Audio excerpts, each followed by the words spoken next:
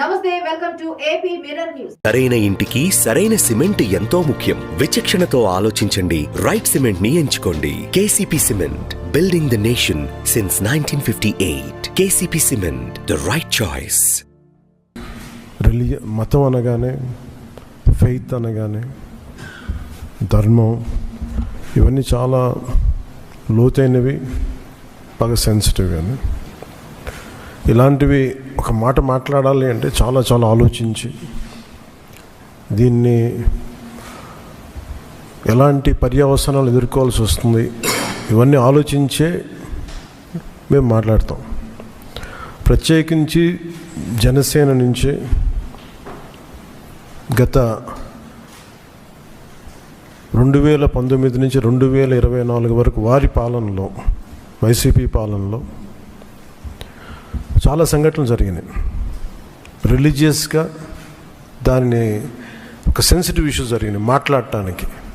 ఉదాహరణకి రామతీర్థంలో రామచంద్రమూర్తి, శ్రీరాముడు, ఈ దేశం కొలిచే శ్రీరామచంద్రుడి విగ్రహాన్ని శిరిచ్ఛేదం చేస్తే ఎవడో ఆకతాయి చేశాడు, ఎవడో పిచ్చోడు చేశాడు.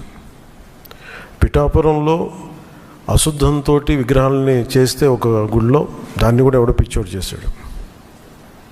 ఈ కల్తీల నేపథ్యం గురించి మనం ఎవరి గురించి మాట్లాడుకోవాలి, వాళ్ళ గురించి తెలుసుకోవాలి కొంత.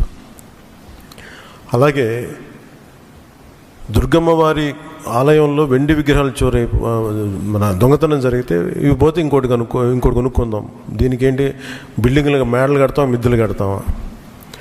అలాగే అంతర్వేదిలో రథం కాలిపోతే ఎవడో పిచ్చోడు చేశాడు. ఇలాంటి సంఘటనలు నెల్లూరు నుంచి మొత్తం రాష్ట్రం నలుమూలల 219 సంఘటనలు ఇలాంటి జరిగినాయి. డెసిక్రేషన్ ఆఫ్ టెంపుల్స్, దేవాలయాలు కావచ్చు, దేవాలయ పరిసర ప్రాంతాలు, దేవాలయాలు అపవిత్రం చేయటం. ఎక్కడ కూడా ఒక్కరి నిర్ణయం తీసుకున్న దాఖలాలు ఎక్కడా లేవు.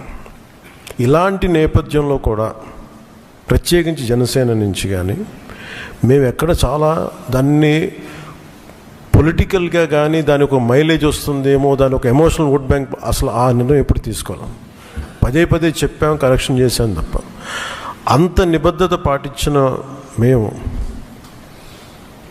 స్వామివారి పాదాల చెంత రక్షింపబడ్డ గౌరవ ముఖ్యమంత్రి నారా చంద్రబాబు గారు కానీ చాలా జాగ్రత్తగా, అప్రమత్తతోనే మాట్లాడతాం, చాలా జాగ్రత్తగా మాట్లాడతాం.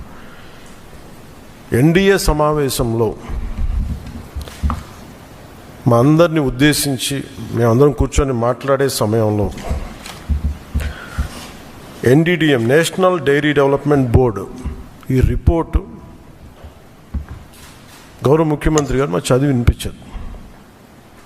3 రిపోర్ట్స్లో ఒక దాంట్లో వెజిటబుల్ ఆయిల్స్, నెయ్యి లేదు ఇందులో, అంటే ఏ స్థాయికి వీళ్ళు చేశారని చెప్తూ దాంట్లో ఒక రిపోర్ట్లో ఫిష్ ఆయిల్ ఉందనేది, ఇంకో దాంట్లో బీఫ్ టాలో ఉందనేది,